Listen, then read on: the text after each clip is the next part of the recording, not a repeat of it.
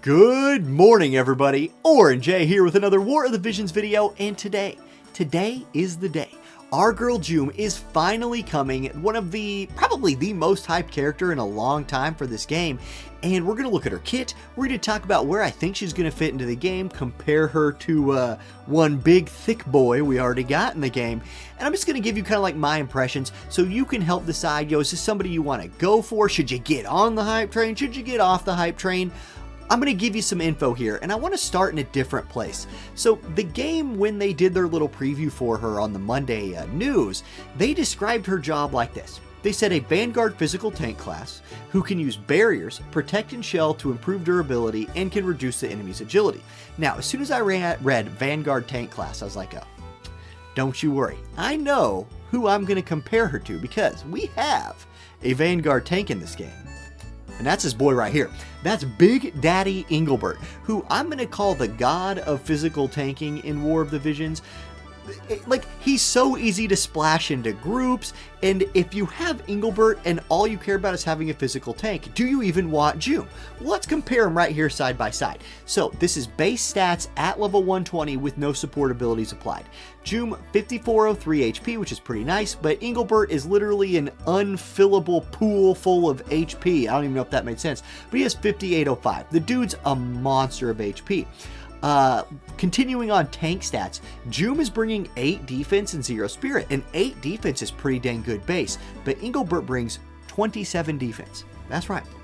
2, 7, 7, whatever. One of those was correct, one of them wasn't. You use the round, the one that was correct. 27 defense for Engelbert base. That's insane. That's one of the reasons why Engelbert is such a god of physical tanking. Continuing on why Engelbert is such a god of physical tanking, check out his physical resist. 20 to slash, 5 to pierce, 25 to strike, 20 to missile. He's positive to all of them, and 25 to strike? Like, striking is one of the better physical attack types because it's typically so hard to resist. He has 25. No one's going to touch those numbers, including Jeume, but she's pretty dang good. 15 slash, that's great. 20 pierce, that's actually better than Engelbert. 0 to strike, oof, and only 10 to missile. So again, I'm going to give the edge to Engelbert, but let's talk about magic resist real quick, because even though they describe Jeume as a physical tank, her magic tanking is not nearly as bad as Engelbert's is because he sucks at magic tanking. Jeume only has -5 to magic, whereas Engelbert has -30. Like, -30 is almost a meme level bad. And then she also has 50 disable resist, which is really nice. 50 disable resist is super useful. There's plenty of disable in this game. And let's also point out, because Jeume is an element instead of light or dark, she gets an elemental resist 20 to earth, whereas Engelbert gets no elemental resist, strength. He only gets the 10 weakness to dark, whereas Jeume does still get the Jeume. Jesus, I made up a new name. Jeume gets -10 to ice.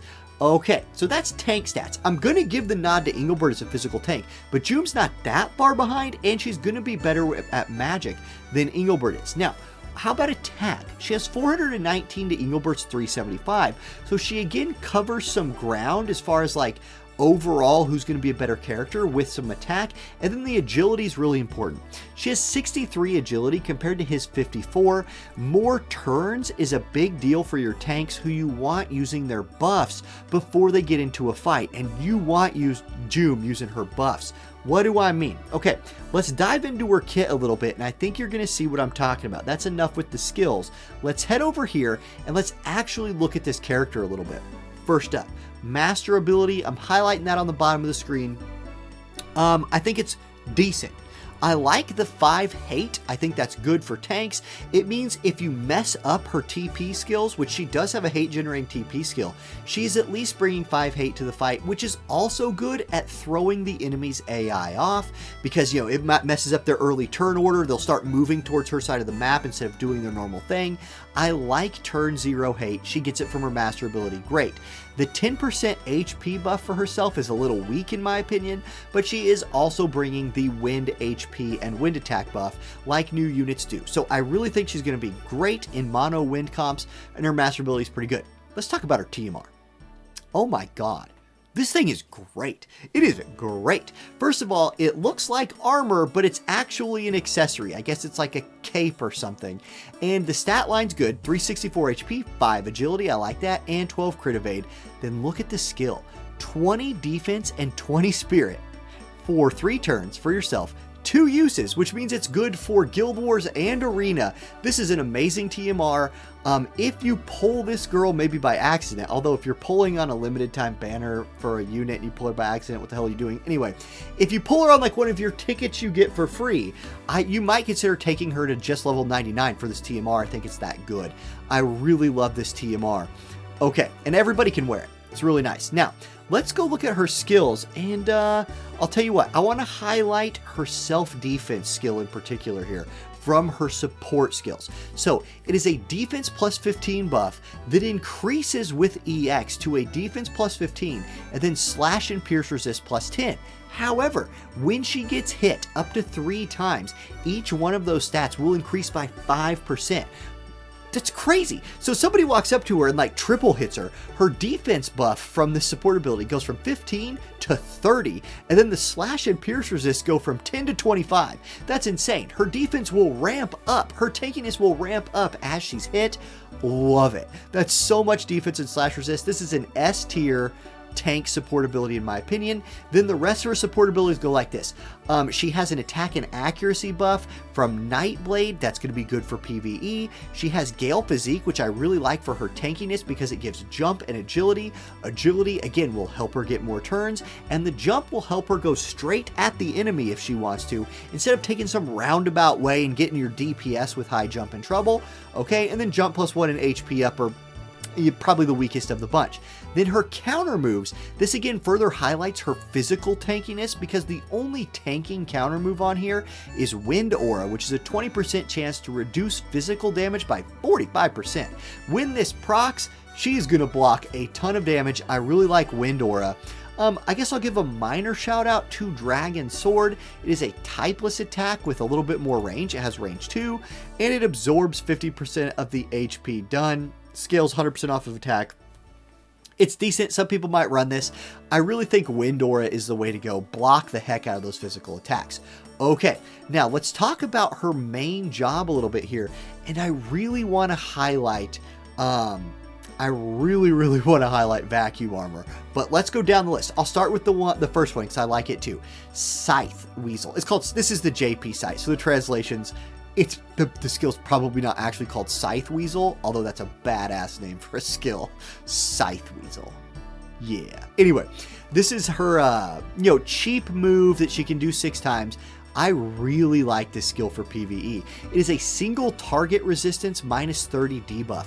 So if you're using her in a chaining group, like a wind slash chaining group or a slash chaining group, a single target resist debuff will increase the damage of everybody else. Really like it for that. Now, I want to point out her main job scales 120% off of attack, so that's the only skill she cares about for damage from her main job is attack. Now, Vacuum Armor. This is the one I'm highlighting on the bottom of the screen. I think this is super good. This gives her 12 more hate. So when she casts this buff, she will just lock down hate for like such a long time. The fight will probably be over before she loses it. And without even an EX upgrade, it gives her Protect and Shell, which is a 25% reduction to both physical and magic damage for 3 turns. Awesome. This helps catch her up to some of Engelbert's tankiness for physical and really cements her as somebody who's probably not going to get one-shot by like magic damage. Valentine's Day Salier excluded. Maybe Valentine's Day Salier just massacres her in one hit. She's going to be weak to ice. Don't run her against Valentine's Day Salier. Like, if you're in the comment section right now typing and you're like, oh, but her weakness is already out there, Valentine's Day. Yeah, okay, look, let me explain something about PvP in this game to you. You pick who you fight almost all the time. Except in Guild Wars defense, you get to pick who you fight. Don't fight her. Don't fight Valentine's Day Salier. Go fight Earth people. She'll destroy them. Anyway, okay. Pro life tip for this game. Anyway, she has another really good TP skill that I want to talk about. Wind Blessing. This is her barrier. It's a 30% physical barrier for 3 turns. And it gives her defense penetration. That's really important and really good. So obviously the barrier, we all understand why that's good, but the defense pin is really good because let's talk about her next move, Storm Sword. This is a 100% counter like remover, right? So it will reduce the counter chance of the target for 3 turns by 100%. So it turns it off, which is phenomenal. And then it scales on 200%, 205% modifier. So the AI will like to use it and it absorbs the damage done. So this is going to scale really nicely with the defense pin from her Wind Blessing. It's going to do a lot of damage and it's going to heal her for 30% of that damage. So she can kind of be an absorb tank a little bit right here. I really like that. And I think you want to leave this skill on for that reason. However, her other skills really aren't bad. Storm Blade, which upgrades to Destruction Blade, it's a 100% hit chance, 165% damage, big AoE. So the AI will use this one when it can hit multiple targets instead of using Storm Sword. So, you know, keep that in mind when you're fine-tuning the AI. But the agility debuff on that is really nice. Then her job level 25 ability, Emerald Wind Dance, is another AoE attack, actually, which is kind of cool, that gives her single target resist 25, further increasing her tankiness. This is a great main job kit. It's a great main job kit. I love it a lot. It's what I like to see from a tank that uses a greatsword.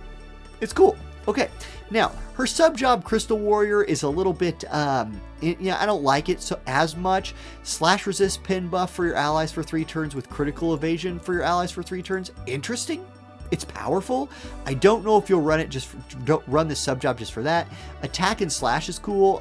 Nice little like rectangle based AoE that debuffs attack and magic by 40%. But again, I don't know that you'll run this all the time. Let's talk about Nightblade sub job. When will you run Nightblade sub job? I think you run Nightblade sub when you want to run her as an anti-pierce or anti-missile unit. She has access to a 25% buff to pierce a missile, and then if we go back up to the top here, you know, her support ability here gives her slash and pierce. So slash, pierce, scroll back down here, pierce missile. She's going to be really hard to kill with piercing damage. And then with this missile resist 25 buff, plus it's like her, you can see how she can really get a lot of physical resist. I'm sorry, the baby, if you heard that beep, the baby monitor is beeping at me because I'm watching the baby, but I'm going to just set that to the side. The battery's low. It's not dead. He's going to be fine. Okay. So I like that buff from Nightblade sub. I think that's why you run it. Okay, Dragoon sub job. She doesn't really have a lot here that I like. I don't think you run this one very much unless you maybe need the move jump +1. And then real quick, let's talk about her limit break. It has one of those like blast cone AoE hits, range height 2, which is nice. Then 200% damage, increases her slash attack by 35 for 3 turns. At only 43 AP, she might be able to use it. Now let me talk about this kit a little bit. She has 2 very, very important TP skills. I think you really want her to use both of these. And then, if you're running her in like Nightblade sub because you want the double resist buff, that's 3 buffs. It's very, very difficult in this game to get a unit to use 3 buffs. You're going to just be in range of the enemy by then. She has a ton of ranged attacks in her kit, so I think you're going to have to pick and choose which 1 or 2 you're going to want to use, and I think that means she's going to be better on like a longer range map where she has time to ramp up, make herself super tanky, gather all that hate, and then, go annihilate some earth units. Okay. Whew. I felt like that was a lot of talking. We're at 13 minutes. That's actually not terribly long for this video. I'm going to wrap it up before the baby monitor dies, and I have to wonder, is Baby J hanging in there? Okay, so here we go. 1, I don't think she's going to be as good of a physical tank as Engelbert is, but nobody is. Engelbert is the paragon of physical tanks. He's really easy to splash into a rainbow comp. I don't think she's going to be as good as him as a physical tank. I mixed up some words there. You know what I'm saying. However, if you don't have Engelbert and you want a physical tank, 100% she can do the job. And I think with some clever use of her skills, especially like some resist buffs, she could be, a very good resist tank. And she's not going to be as bad of a magical tank as Engelbert is. And I think she's going to do more damage than him. And she looks cooler than he does. Although I will say this, here's an interesting take. Engelbert's character in the story sucks. Like, his personality's kind of garbage. Jeume's personality in the Warriors of the Crystal story so far has not been my favorite. Now, she's obviously going to be on this redemption arc where she starts to like lighten up, and maybe by the end of the Warriors of the Crystal story, I'll like her personality. I'll give it like a C- right now, but Engelbert gets an F, personality F. Like, Engelbert sucks in the story, personality-wise. So I'll give the edge to Jeume, but, like, none of them win an award for personality type. Y'all ain't pulling for that anyway. Okay. At this point, I'm rambling. Hey, thank you guys for watching. I hope this video was good. I'm definitely pulling for Jeume. You know I've been looking forward to her forever. And thanks to the, like, ton of Visior I just got for free, I'm not hurting anymore. Like, it's been really nice getting a bunch of free Viz. So, thanks, Hiroki. Appreciate that. I'll catch y'all later. Peace.